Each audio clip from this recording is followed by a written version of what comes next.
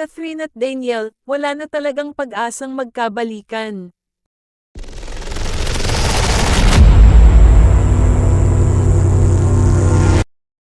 Tila lalong ilinaw ang katotohanang hindi na magkakabalikan pa sina kapamilya stars Daniel Padilla at Catherine Bernardo.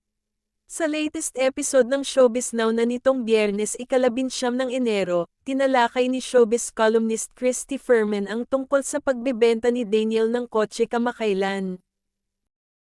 Ngayon, nagbebenta si Daniel ng mga propiedad. Ibibigay kay Catherine kung totoong share sila at mayroong pagkakautang, ibabalik niya yon. Yung mga pinuhunan nila ni Catherine, saad ni Christy. So, wala na talagang pag-asa. Nagkakabalikan na ng mga naipuhunan, aniya. Sabi naman ng co-host niyang si Romel Chica, malala na talaga to. Kasi ang dami ng babaeng lumalabas ang pangalan hindi pa tapos. Nako, nagsalita na nga yung Vietnamese, wika naman ni Christy.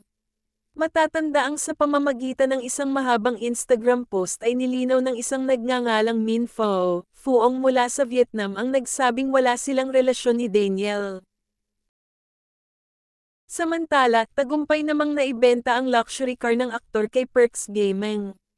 Makalipas ang ilang araw, lumutang din ang bali-balitang binabalak na rin umanong ipagbili ni Daniel ang kanyang bahay.